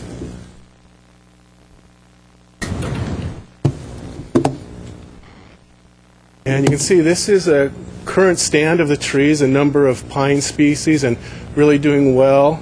But unfortunately, a fire went through one section of the grove in 2004, and you can see did a lot of damage. The county fire department came in and cut out a lot of the timber. So Dave took it upon himself to start a tree planting program, and to date he's had 9 different events up at the experimental forest. He gives a brief orientation to the groups, and then there's a truckload with supplies of trees and mulch and tools, etc. And he's had groups ranging from 4 up to 40 in number. And it's a lot of fun. It's not really hard work because we let people do it at their own pace. It's a chance for friends to get out there and families. And Dave explains to them how to put the trees in the ground, how to form the basins, and came up with a watering system. So up to our last event, we've had 200 trees planted up at the experimental forest. And, it's all ages, all abilities. And now our key thing is getting the trees watered. We can't always count on the rain, so there's been a lot of interest from the people to go up and help us with the watering. We provide the gallon milk jugs. We fill it up with water, and they take to the hills like ants all over the slopes and water the trees in. And we've actually set up a schedule of watering for the next couple of months if the rain doesn't come. Our next event is February 15th, which is a Sunday, the day after Valentine's Day. We thought a great romantic weekend, get out in the open space and love a tree or something like that. And then after that, it's going to be every 2 weeks on Saturdays. The schedule is up on our City Parks website.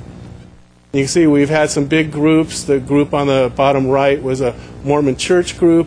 The group up on the left was our last group, which was a nice mix of families and scouts and a lot of youth that need to do community service. We'd love to have them come and help us out with the events. And we are planting Coulter pines, and Dave brought in one of our pine trees. These things grow about a foot a year if they get proper water and everything else. And I heard commissioners talking earlier, these are the trees that have the huge pine cones and look like a bear claw. Look like a bear claw. So we'd again invite everybody to join us on February 15th and take a look at the schedule on the city website, and we'd love to have you out there. And I like what Commissioner Bennett said, that maybe we should change our titles to Ambassadors of Trails and Open Space. Good. Any questions? Fantastic idea. Just a quick idea. Kiwanis and Rotary clubs, Lions clubs, all of those, and they're not going to necessarily seek out the weeks or when you need them, but if you call them, I'm sure that they would come out at least once or twice. Right. Yeah, we will look at some other planting dates. Right now we're going to be focusing on the watering, but the big events for the planting, and we're stressing the quality of the planting, not the quantity. In fact, a number of the trees haven't survived, and when Dave goes back and looks at them, part of the problem is that people haven't planted them correctly. They didn't take them out of the sleeves themselves. They didn't break up the roots, so we really can use the help, and it's a great afternoon, great morning up in Glendale's great outdoors. Thank you very much. Thanks. And let me just say, Jeff has been doing a great job with not just this, but the trails, the maintenance of the trails, creation of more trails. So it's been just a tremendous asset. It's a passion of his, you can tell. And he's got, I think, a cadre of volunteers that really do give a lot of their time. And we actually have a trail maintenance work day, February 21st at Brand Park. That's on the website too. So if people want to get out and help us, there's that opportunity. Oh. Great. Thank you. Cool. Excellent. Okay, next item. Maple Park renovation. And then, Adrine, you're going to do this? Adrine Gold-Nazarian, a project manager for Maple Park. Brief. Good afternoon, yes. President Ward and Commission members, I'm here to give you an update for Maple Park.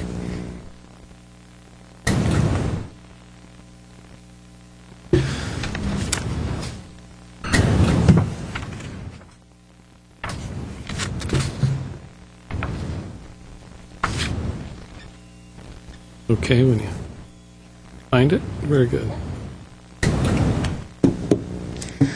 Here you can see an aerial photograph of Maple Park. It's a context photograph. It shows the dense neighborhood of the park and the park in the center view here. The next view is an overhead aerial site photograph. It shows the existing building, the existing parking lot, the children's playground here and the tennis court, and the open play areas in the park here. This is the same view in a line diagram form. It's an existing site plan that shows the same features at the park, as well as the existing building spaces on the first floor. This image shows a scheme that went before council at the end of '07 that proposed a 27 square footprint addition to the south of the building, as well as a new parking lot.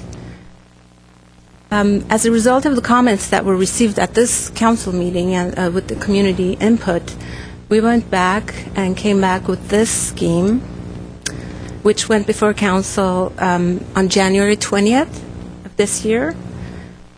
This scheme shows the existing parking lot with no new proposed parking lot, which saves open space and cost. At the same time, the existing restrooms that are located here are saved. We no longer propose to demolish this. The about same square footage footprint addition moves to the east of the building, the existing building.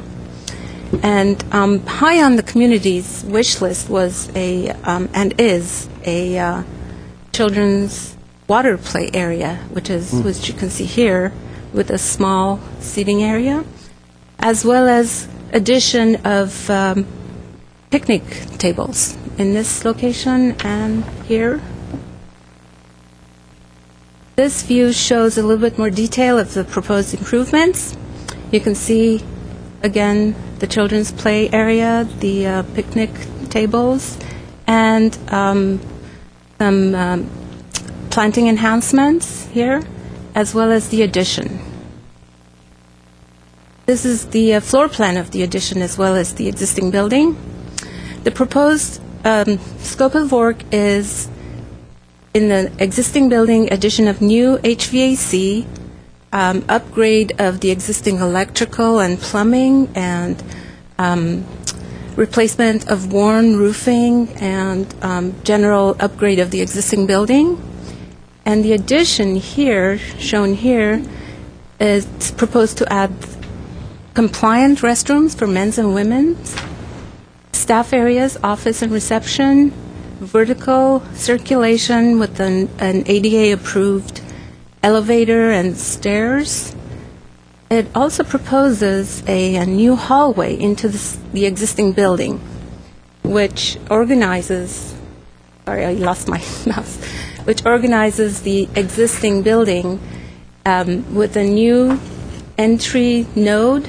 This hallway organizes the spaces so that entrance is through here. It also improves exiting requirements. The addition provides a centralized entrance supervised by the receptionist here, and the restrooms are also supervised. This is the second floor plan.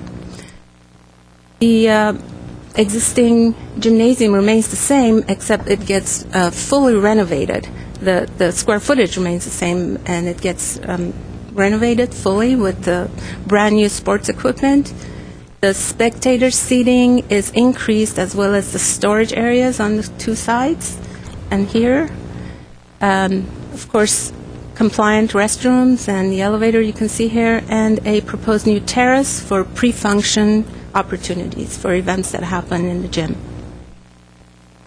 This is the roof plan. Here you can see the HVAC equipment that have been planned to be placed on the intermediate roof here so that we don't take up precious open space on the ground floor.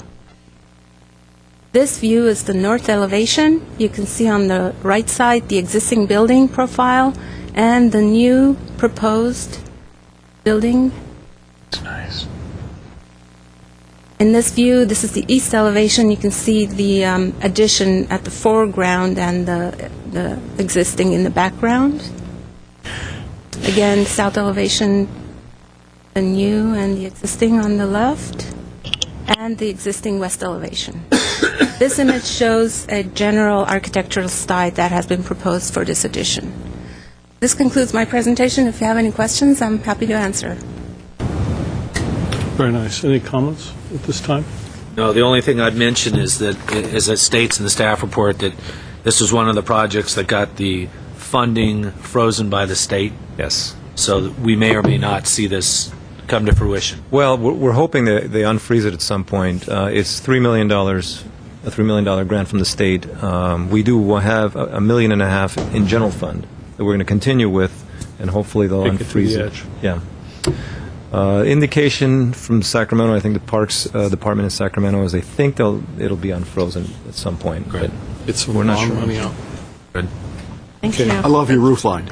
I love that roof line. Oh. It's great. Thank you. Very fun. We have one public comment on it. Herbert Milano, I'd like to request you to keep it to 2 minutes so we can move along. Thank you very much. My name is Herbert Milano. I'll make it quick. Sorry. If I had the opportunity to show you the first overhead plan, you notice that it's not a square area, that part of the area of the park is adjacent to several apartment buildings. My contention right now is that as the population has increased throughout this area in the past, 10, 20 years, we really have not expanded park area very much in these recreational planning areas. If the city begins to plan to, especially in times like today, to be able to have the opportunity of buying those apartment buildings, we can buy them for under $200 a square foot, which is a significantly less cost than you would do if you try to build anything. Now, of course, there are costs having to do with the actual displacement of people and finding them the appropriate new residences. But the Commission should consider bringing to the Council the fact that we have opportunities to expand the green areas of the park. The second thing that I would like to see is that these recreational planning, these parks are often not referred to the recreational planning area in which they are, nor do we get the statistics as they progress. And it is my hope that as these projects come forth, that we get an information with regard to the historical trends of population density and the amount of parkland and the amount of investments that we're making. because we definitely made close to $10 million for the investment we made up in Montrose, and the money came out of the reserves. But generally, when it comes to parkland for South Glendale, we have to wait for the federal government or the state government or the county government to give us the money. Why is that? I think that the high densities, the needs of these populations need for us to directly, out of our funds, assist these communities in getting the appropriate parkland. Thank you very much. Thank you. One other comment, if I can make. One thing that also was identified, and I don't know if it was said in the presentation, was there was inclusion of new green building materials and building techniques into the projects. And I know in the past we've talked about that quite a bit, and the city being kind of a forerunner in those areas. So it's nice to see that got incorporated as well. Yeah, thanks. Good point. And if I just may add, I think Mr. Milano makes a good point about the planning area or the park deficient area. When Commissioner Bennett and I talked, we talked about the Blue Ribbon Panel report, and coming back and giving you an update on the Blue Ribbon Panel report. And what we've done, what I want to do is in all of our agenda reports here and at the council, refer to how this addresses the Blue Ribbon Panel report. And we'll also include the area that they're in. Yeah, it's been a while. Very good. Next item. Next item is Cedar Heritage Garden update. Okay, Lila Bitar, the project manager. Good afternoon, President Wards, members of the Commission. Lila Bitar. Let's see. Shall we start? There we go. We have two items we're bringing before you. We have an update on the bungalow and an update on the park. I included some general slides for the benefit of the new commissioner. The park is located in the east southern portion of Glendale, at the corner of Cedar and Harvard. This is the existing property. The bungalow is the one at 141 South Cedar, the one in the center of the park. This is the proposed park plan. This is a model of the park. Shows the bungalow and the layout and landscaping. This is some of the site furniture that we are proposing. The different elements: art piece, lighting, trellis. Project update on the bungalow. We have chosen the colors on the bungalow, and actually the bungalow started construction. The construction is underway, and we're. Could you pass the colors? It's the digital looks very different, and generally it's a craftsman color scheme, framing windows, having light background in this case on the walls. We also framed. It's hard to see for the commissioners, but we framed the roof line because it's a significant historic element. This is the finishes on the interior of the bungalow. We have presented this to the Historic Preservation Commission on their meeting in January. Project update on the park. We had significant problems with the manufacturer of the play equipment that we proposed for this park. It's Compan is the manufacturer, and we have installed this equipment at Car Park, and we had significant problems with them. So we would like to propose an alternate for this play structure. We looked at two other manufacturers, and this is a quite reputable manufacturer, landscape structure. And it's a similar play style, which is climbing. It's a net climber. This is very durable. It's easy to maintain. We can replace small panels versus the other structure. We have to replace half of the structure if there is a damage. This will come in a black color to work with the bungalow. Okay. Is the cost about the same? The cost is about $20,000 less. Wow. Yeah, significant That's cost. even better. Yeah, it is. Yeah. This shows the difference in the layout, minimal effect on the park. And this shows you the two different structures and the scale, actually, of the new structure versus the other one. Much less hardware. We feel it would be much less imposing on the bungalow, and kind of more see-through. So transparent type structure. This is a general schedule for the project. We're looking at the park starting in mid-April, and finishing in September, towards the end of September. Then we have 2 months maintenance period. We're looking to open at the end of the year or maybe beginning of next year. Okay. That concludes my presentation. Very nice. Is under the play structure, is that a resilient play surface that they're going to put in there? Or No, they are engineered wood fiber. Oh, okay. Similar. Yeah, similar. This structure is accessible structure as well as the surfacing is accessible. ADA accessible. ADA, correct. Okay. Any comments? No, great choice of colors. Thank you very much. Great. Oh, thank Sorry, you. Mr. Milano left you. That's in the area that he's concerned about. Yeah. Well, yeah. And we've spent a lot of money for parks in South No, I Glendale. know. That's a nice improvement. Thanks, Lila. Thank you. And then in the... Go ahead. Next item. Griffith Manor Park update. In the interest of time, if you wouldn't mind, President Ward, if we Yes. can skip Griffith Manor, maybe just go straight to Coco for the park maintenance. Yes. Glen Oaks median I issue. think, we're down to less than 5 minutes, Yeah. so please. Okay. Let's do it quickly. Thank you. Good afternoon, President Ward, members of the Commission. Coco Panosyan with the Park Services section. We have been looking at a number of ways to reduce our operational costs in our section. We've gone to turn switches in some of our facilities. Gardner's room, the lights we've changed to fluorescent rather than what we had. A couple of things we've done is urinals at the Shoal Canyon, the ball fields. We've replaced 2 urinals with non-water necessary urinals, waterless urinals, and we are currently looking at installing 2 more at the Casa Adobe. These are going to be pilot basis. We're going to see how it works, and we've had some good feedback so far, no complaints, and we're going to try and see in the future how this is going to help us. It reduces water usage by 15,000, 20,000 gallons, so it's a significant reduction of water use in some of the facilities. The proposal we have that is currently at the City Manager's office is to take the medians on Glen Oaks Boulevard from Alameda to Brand and convert them into mulch. And we do have a presentation. We could show some pictures for folks at home. It is a 2.8-mile stretch of Glen Oaks Boulevard.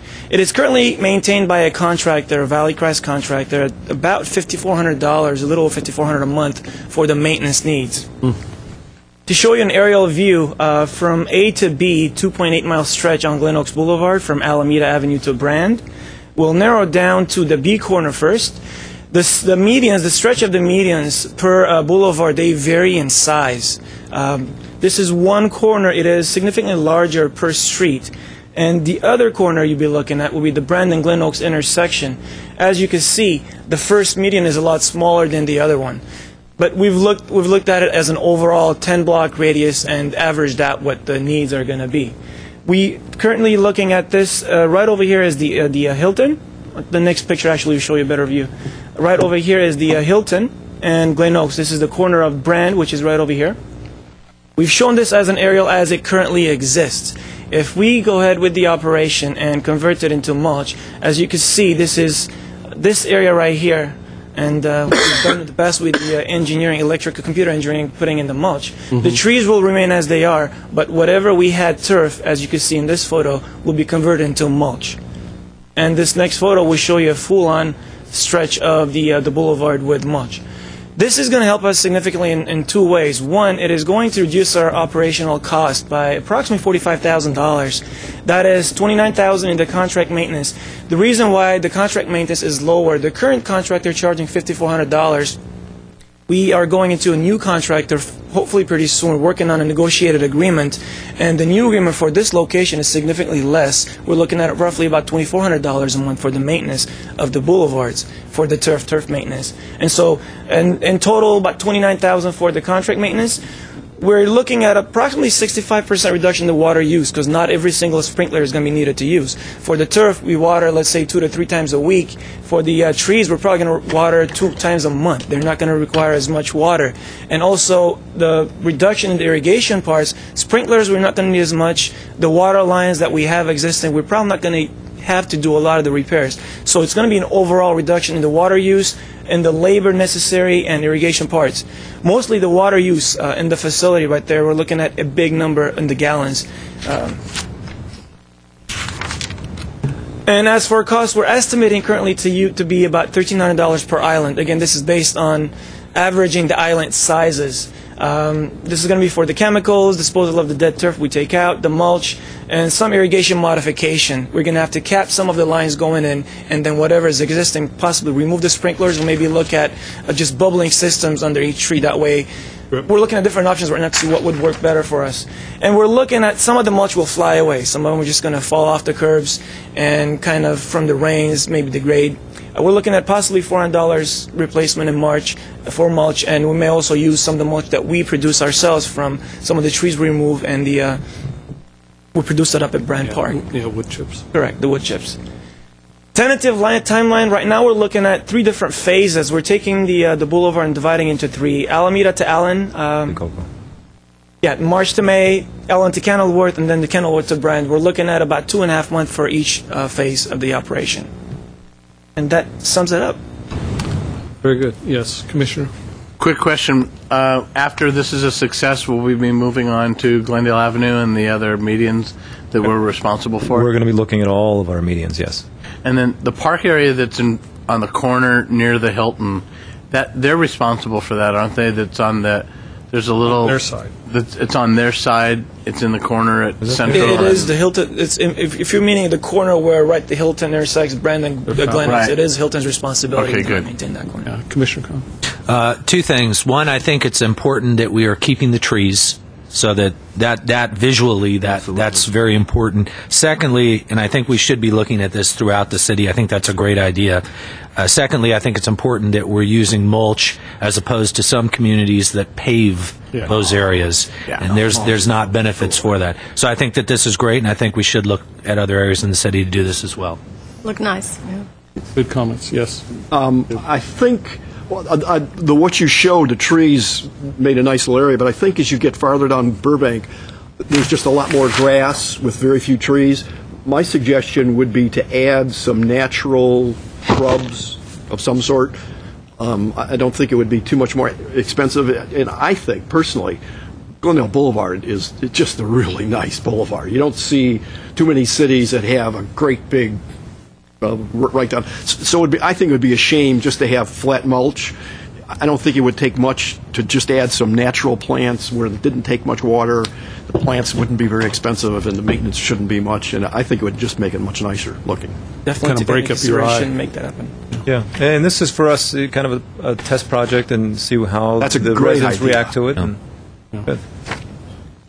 Thank you very much. Thank you. Yeah, very much.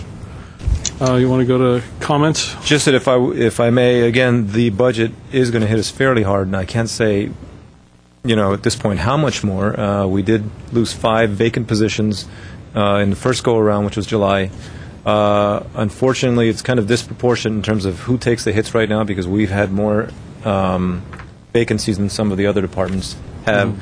We will be losing another 7 vacancies very soon, so totaling about 12 vacancies that we've lost. Summer gardeners, gardener, building repair, recreation, community center. We've reduced hours at the community centers, at 5 of the community centers. We're looking at reducing hours at the skate park. So these are going to be tough times, and given the discussion yesterday at the budget study session, I think it was yesterday, public safety may not be touched. So we may have to bear a lot more of the burden. We and some of the other soft services and You're departments. not rotating any days closed or anything? Are you looking at that? Well, we may have to at this point. We're not sure what the next round of cuts looks like in terms of what the other departments are going to do. We, as well as Public Works, bore a big brunt of this first initial cuts. And so maybe, we're hoping that they leave us alone for a while and see where they can take from other departments. And the cuts were for this fiscal year we're in now. Right. So next fiscal year we may look at further cuts. Oh, it's for the end of this fiscal year. Soon. Is there a, But all the is there a positions- hiring freeze on top of There's a hiring freeze, and only a select number of positions will get filled, apparently, maybe 1 out of 10. Right, there's a process to approve. Right, so, and most of the positions are vacant at this point. They're trying not to lay anybody off. And also, one more thing, if I may. We're going to bring back to you an art display policy for art at the parks. So for your review and comment, we'll also take it to the Arts Commission. Okay. Because we're getting more and more requests, specifically for the gas station at Adams Square. Yes. Private artists want to exhibit their work there. So we really do need a policy, not just there, but all over, at all of our facilities. So we'll be bringing that back maybe next month. Right. Consideration. Okay. Commission comments? I only had one. I'd like to welcome Commissioner Bennett. He must have made quite an impression on the city staff when he met with them, because he was given a certificate. It's actually a demand. I see. Maybe some of the other commissioners were not. Sort of a signing bonus. Exactly. You know, Manny. It's election season. I think it was from the clerks. I see. Yes. Just All welcome. Artie's competition, he wants to. Any other comments? Just to echo what has already been said, welcome, and you're on what I think is the best commission, and we'll talk to Artie about getting our own certificates. But I think I have one. Maybe when we are off the commission, we get it. He probably has this meeting on right now on his TV. welcome. Yeah, I'm sure he has better things to do. Okay, I think for the time, if we're not off the air already, our next meeting is March 4th at 3 o'clock, same place, and we'll close the meeting. We're adjourned.